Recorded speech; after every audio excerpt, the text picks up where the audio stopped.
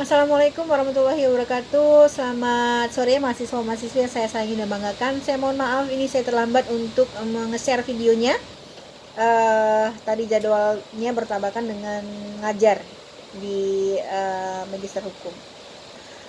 Baik Bapak Ibu, ini perkuliahan perdana kita. Perkenalkan, nama saya Dr. Yasmira Mandasari Saragi SMH. Saya dosen ilmu hukum di Universitas Pembangunan Pancabudi Medan. Kali ini kita mata kuliah pendidikan anti korupsi ya di pukul 15.10 sampai 16.30 WIB ya. Semua bahan materi kita saya sudah share di e-learning, nanti silahkan di download ya. Jadi supaya Bapak Ibu bisa melihat materi kita. Jadi ini pertemuan pertama, nanti lihat pertemuan pertama bahan materinya. Jadi nanti kalau ada pertanyaan silahkan di e-learning ya. Nanti saya akan share link YouTube ini ke e-learning. Nanti mohon Bapak Ibu menanggapinya untuk sekaligus absen, dan jika ada pertanyaan silahkan di e-learning. Kalau ditanya, Bu, apakah harus subscribe dan like? Boleh sih, boleh ya, saya tidak paksakan, boleh ya. Kalau mau di subscribe boleh, mau tidak juga nggak apa-apa, mau di like juga bagus ya. Tidak ada kewajiban ya, saya tidak mau nanti jadi beban dari Bapak Ibu karena karena link ini ya, YouTube ini. Oke Bapak Ibu, baik, kita lanjut saja ini ya perkuliahannya. Ada pepatah Cina mengatakan guru membuka pintu ya, tapi Anda harus masuk sendiri. Artinya apa? Sudah dibuka celah untuk masuk, sudah dibuka celah untuk mendapatkan pendidikan yang banyak, materi yang banyak, silahkan dimanfaatkan, silahkan diberdayakan ya. Oke, saya sebenarnya untuk program perdana harus membahas kontrak kuliah ya kan, kemudian ada visi misi, tujuan dan nilai dasar Unpad ya kan, ada juga nilai dasar yayasan. Kenapa perlu Bu membahas itu? Iya perlu, karena supaya mencintai Unpad ya, karena kita kuliah di Unpad.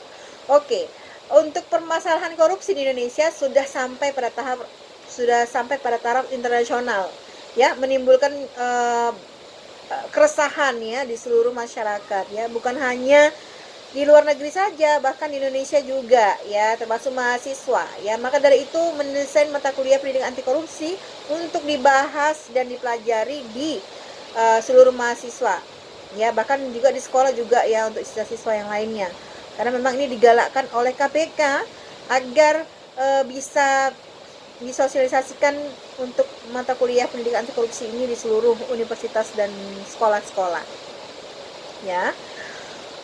Jadi timbul pertanyaan ya kan, kenapa atau mengapa memberikan mata kuliah pendidikan anti korupsi ya, sejauh gerakan melawan korupsi dijalankan di berbagai belahan dunia ya, jadi bukan hanya di Indonesia ya. Bisa diidentifikasikan ada 4 pendekatan ya yang paling banyak diadopsi oleh berbagai kalangan, yaitu yang pertama adalah pendekatan hukum atau approach, a lawyer approach ya. Jadi pendekatan ini dilakukan oleh dengan cara memberantas dan mencegah korupsi melalui penegakan hukum ya, dengan aturan-aturan hukum yang berpotensi menutup celah-celah dilakukannya korupsi. Kemudian yang kedua, pendekatan bisnis atau business approach ya. Dalam pendekatan ini yang dilakukan oleh dengan cara mencegah terjadinya korupsi melalui pemberian insentif bagi karyawan melalui kompetisi dalam kinerja ya. Dengan kompetisi yang sehat dan insentif yang optimal, maka diharapkan orang tidak perlu melakukan korupsi untuk mendapatkan keuntungan. Jadi berbeda lagi nih pendekatannya ya. Kemudian yang ketiga, pendekatan pasar atau ekonomi, market or economic approach. Jadi dalam pendekatan ini yang dilakukan adalah menciptakan kompetisi antar agen sesama pegawai pemerintah misalnya dan sesama klien, sehingga semua berlomba menunjukkan kinerja yang baik ya, tidak korup ya, supaya dipilih pelayanannya ya. Kemudian yang terakhir ini ada pendekatan budaya. Pendekatan budaya itu culture approach. Jadi ini pendekatan budaya ini tidak memiliki biaya untuk melakukan dalam metode ini, tapi responnya atau hasilnya itu sulit. Jadi nggak bisa cepat dapat hasilnya.